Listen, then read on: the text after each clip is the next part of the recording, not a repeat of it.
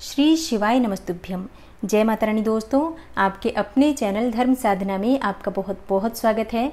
भगवान भोलेनाथ और माता पार्वती की कृपा सदैव आप और आपके समस्त परिवार पर बनी रहे। आज आप सुनेंगे सावन मास महात्म का 7वां अध्याय, जिसमें भगवान भोलेनाथ ने भगवान श्री हरि विष्णु से गंगा जी की महिमा का वर्णन किया है। तो इस कथा को सुनने के लिए भगवान भोलेनाथ के साथ ही माता गंगा का भी ध्यान कीजिए और सच्चे मन से प्रणाम करके इस पावन कथा का श्रवण करते हैं। श्री महादेव जी कहते हैं, हे विष्णु, सूर्यवंश के महातेजस्वी परम धार्मिक राजा भगीरथ अपने पितामहों का उद्धार करने की इच्छा से तपस्या के लिए पर्वत श्रेष्ठ हिमवान को गए। हे हरे, ब्राह्मण की शापाग्नि से दग्ध होकर बड़ी भारी दुर्गति में पड़े हुए जीवों को गंगा के सिवा दूसरा कौन स्वर्गलोक में पहुंचा सकता है, क्योंकि वह शुद्ध विद्या स्वरूपा, इच्छा, ज्ञान एवं क्रियारूप तीनों शक्तियों वाली दयामयी, आनंद अमृत रूपा तथा शुद्ध धर्म स्वरूपिणी है। जगद्धात्री पर ब्रह्म स्वरूपिणी गंगा को मैं अखिल विश्व की रक्षा के लिए लीला पूर्वक अपने मस्तक पर धारण करता हूँ। हे विष्णु, जो गंगा जी का सेवन करता है उसने सब तीर्थों में स्नान कर लिया, सब यज्ञों की दीक्षा ले ली और संपूर्ण व्रतों का अनुष्ठान पूरा कर लिया।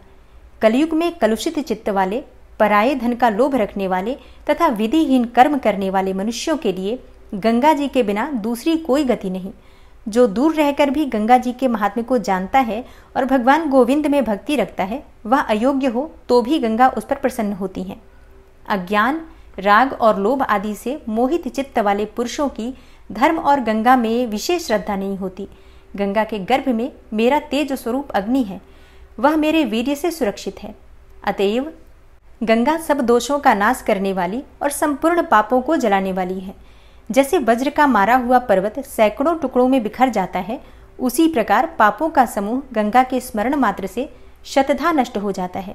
जो चलते चलते, खड़े होते, जप और ध्यान करते, खाते पीते, जागते सोते तथा बात करते समय भी सदा गंगा जी का स्मरण करता रहता है, वह संसार बंधन से मुक्त हो जाता है।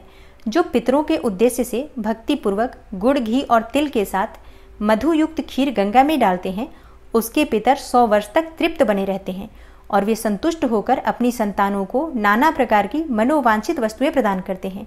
जैसे बिना इच्छा के भी स्पर्श करने पर आग जला ही देती है, उसी प्रकार अनिच्छा से भी अपने जल में स्नान करने पर गंगा मनुष्य के पापों को भस्म कर देती है। जो गंगा स्नान के लिए उद्यत होकर चलता है और मार्ग में ही मर जाता है, वह भी निस्संदेह गंगा स्नान का फल पाता है। जो लोग खोटी बुद्धि वाले, दुराचारी, कोरा तर्क करने वाले और अधिक संदेह रखने वाले मोहित मनुष्य हैं, वो गंगा को अन्य साधारण नदियों के समान ही देखते हैं। जैसे क्रोध से तप का, काम से बुद्धि का, अन्याय से लक्ष्मी का, अभिमान से विद्या का तथा पाखंड, कुटिलता और छल कपट से धर्म का नाश होता है, उसी प्रकार गंगा जी के दर्शन मात्र से सब पाप नष्ट हो जाते हैं। जैसे मंत्रों में ओमकार, धर्मों में अहिंसा और कमनीय वस्तुओं में लक्ष्मी श्रेष्ठ हैं तथा जिस प्रकार विद्याओं में आत्मविद्या, स्त्रियों में गौरी देवी उत्तम है, उसी प्रकार संपूर्ण तीर्थों में गंगा तीर्थ विशेष माना गया है। हे हरे, जो परम बुद्धिमान मनुष्य तुम में और मुझ में भेदभाव नहीं करता, वही शिव भक्त जानने योग्य है। अनेक रूप वाले पितर सदा यह गाथा गाते हैं कि क्या हमारे कुल में भी कोई गंगा नहाने वाला होगा, जो विधि और श्रद्धा के साथ गंगा स्नान करके देवताओं तथा ऋषियों का भली भांति तर्पण करके दीनों, अनाथों और दुखियों को तृप्त करते हुए हमारे लिए जलांजलि देगा। हमारे कुल में कोई ऐसा पुरुष उत्पन्न हो जो भगवान शिव और विष्णु में समान दृष्टि रखते हुए उनके लिए मंदिर बनवावे और भक्ति पूर्वक उस मंदिर में झाड़ू देने आदि का कार्य करे। जो गंगा का सेवन करता है वही मुनि है और वही पंडित है। वह धर्म, अर्थ और काम, मोक्ष चारों पुरुषार्थों की सिद्धि करके कृतार्थ जानने योग्य है। हे विष्णु, गंगा स्नान करने के लिए तिथि, नक्षत्र और पूर्व आदि दिशा का विचार नहीं करना चाहिए, क्योंकि गंगा में स्नान करने मात्र से समस्त संचित पाप का नाश हो जाता है। जो प्रतिदिन आदर से गंगा जी का महात्म्य सुनते हैं, उन्हें गंगा स्नान का फल प्राप्त होता है। जो पितरों के उद्देश्य से गंगा जल के द्वारा शिवलिंग का स्नान कराते हैं, उनके पितर यदि बड़े भारी नरक में भी पड़े हों तो भी तृप्त हो जाते हैं। जो एक बार भी तांबे के पात्र में रखे हुए अष्ट द्रव्य युक्त गंगा जल से भगवान सूर्य को अर्घ्य देते हैं, वे अपने सभी पितरों के साथ सूर्यलोक में जाकर प्रतिष्ठित होते हैं। जल, दूध, कुश का अग्रभाग, घी, मधु, गाय का दही, लाल कनेर तथा लाल चंदन, इन 8 अंगों से युक्त अष्टांग अर्घ्य बताया गया है। जो सूर्यदेव की अधिक संतुष्टि करने वाला होता है। चंद्रमा और सूर्य के ग्रहण में, व्यतिपात योग में, विषुव योग में तथा दोनों अयनों में मकर और कर्क की संक्रांति के दिन किया हुआ गंगा स्नान लाख गुना पुण्यफल देने वाला होता है। यदि सोमवार को चंद्र ग्रहण तथा रविवार को सूर्य ग्रहण हो तो वह चूड़ामणि नामक पर्व कहलाता है। उसमें किया हुआ गंगा स्नान असंख्य पुण्यदायक होता है। ज्येष्ठ मास के शुक्ल पक्ष में हस्त नक्षत्र युक्त दशमी तिथि को स्त्री हो या पुरुष भक्ति भाव से गंगा जी के तट पर रात्रि में जागरण करे और 10 प्रकार के 10-10 सुगंधित पुष्प, फल, नैवेद्य, 10 दीप और दशांग धूप के द्वारा बुद्धिमान पुरुष श्रद्धा और भक्ति के साथ 10 बार गंगा जी की पूजा करें। गंगा जी के जल में घृत सहित तिलों की 10 अंजलि डालें। फिर गुड़ और सत्तू के 10 पिंड बनाकर उन्हें भी गंगा जी में डालें। यह सब कार्य मंत्र द्वारा होना चाहिए। मंत्र इस प्रकार है: ओम नमः शिवाय नारायण्यै दशहरायै गंगायै स्वाहा। यह 20 अक्षर का मंत्र है। गंगा जी के लिए पूजा, दान, जप, होम सब इसी मंत्र से करने योग्य है।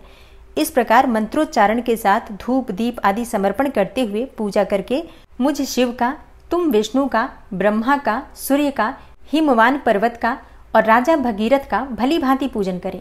10 ब्राह्मणों को आदर पूर्वक 10 सेर तिल दें।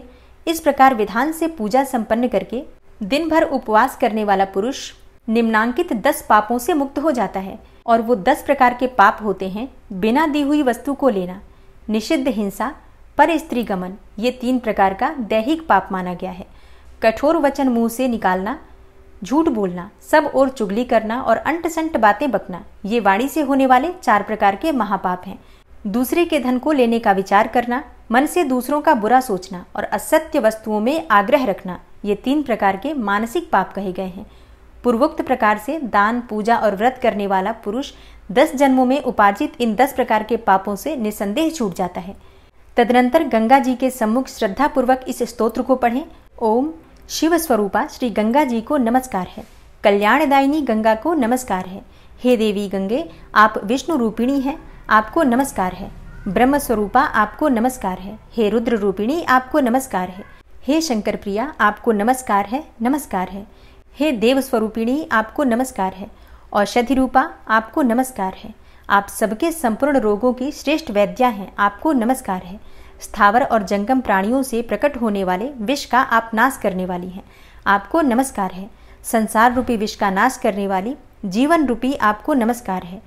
आध्यात्मिक, आधिदैविक और आधि भौतिक तीनों प्रकार के क्लेशों का संहार करने वाली हे गंगा आपको नमस्कार है।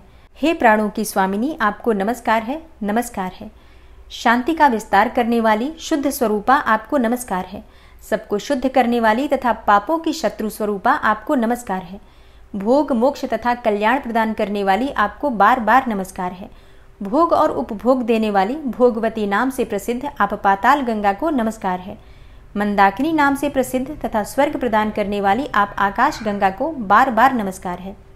हे गंगा, आप भूतल, आकाश और पाताल तीनों मार्गों से जाने वाली और तीनों लोकों की आभूषण स्वरूपा हैं, आपको बार बार नमस्कार है।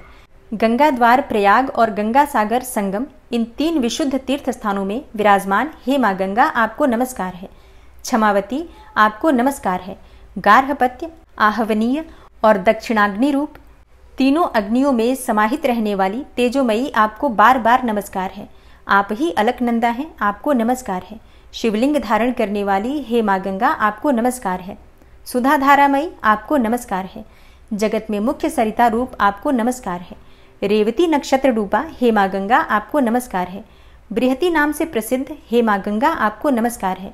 लोगों को धारण करने वाली माँ गंगा आपको बार बार नमस्कार है। संपूर्ण विश्व के लिए मित्र रूपा आपको नमस्कार है। सबको समृद्धि देकर आनंदित करने वाली आपको बारंबार नमस्कार है। आप पृथ्वी रूपा आपको नमस्कार है। आपका जल कल्याणमय है और आप उत्तम धर्म स्वरूपा हैं, आपको नमस्कार है, नमस्कार है। बड़े छोटे सैकड़ों प्राणियों से सेवित हे माँ गंगा आपको बारंबार नमस्कार है। सबको तारने वाली माँ गंगा आपको नमस्कार है, नमस्कार है।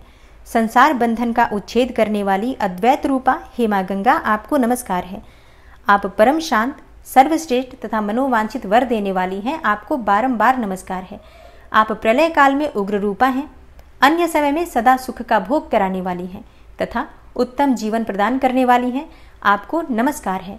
आप ब्रह्मनिष्ठ, ब्रह्म ज्ञान देने वाली तथा पापों का नाश करने वाली हैं। आपको बारंबार नमस्कार है। प्रणत जनों की पीड़ा का नाश करने वाली जगन्माता, आपको नमस्कार है। आप समस्त विपत्तियों की शत्रुभूता तथा सबके लिए मंगल स्वरूपा हैं। आपके लिए बार बार नमस्कार है। शरणागतों, दीनों तथा पीड़ितों की रक्षा में संलग्न रहने वाली और सबकी पीड़ा दूर करने वाली हे देवी नारायणी, आपको नमस्कार है। आप पाप, ताप तथा अविद्या रूपी मल से निर्लिप्त, दुर्गम दुख का नाश करने वाली तथा दक्ष हैं। आपको बारंबार नमस्कार है। आप पर और अपर सबसे परे हैं। हे मोक्षदायिनी गंगे, आपको नमस्कार है। हे माँ गंगे, आप मेरे आगे हो। गंगे, आप मेरे पीछे हो। हे गंगे, आप मेरे उभय पार्श्व में स्थित हो तथा हे गंगे, मेरी आप में ही स्थिति हो। आकाशगामिनी कल्याणमयी गंगे, आदि मध्य और अंत में सर्वत्र आप ही हैं। हे गंगे, आप ही मूल प्रकृति हैं, आप ही परम पुरुष हैं तथा आप ही परमात्मा शिव हैं। हे शिवे, आपको नमस्कार है। जो श्रद्धा पूर्वक इस स्तोत्र को पढ़ता और सुनता है, वह मन, वाणी और शरीर द्वारा होने वाले पूर्वोक्त 10 प्रकार के पापों से मुक्त हो जाता है। यह स्तोत्र जिसके घर में लिख कर रखा हुआ हो, उसे कभी अग्नि, चोर और सर्प आदि का भय नहीं होता।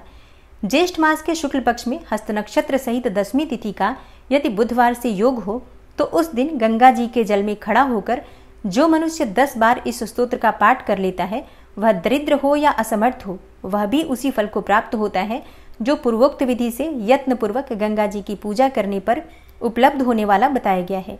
हे विष्णु, जैसे मैं हूँ वैसे तुम हो, जैसे तुम हो वैसी ही उमा देवी हैं, और जैसी उमा देवी है वैसी ही गंगा है। इन चारों रूपों में कोई भेद नहीं है। गंगा जी की महिमा का वर्णन करते हुए भगवान शिव कहते हैं, जो तीनों लोकों में प्रवाहित करने वाली गंगा जी के तट पर जाकर एक बार भी पिंड दान करता है, वह तिल मिश्रित जल के द्वारा अपने पितरों का भवसागर से उद्धार कर देता है।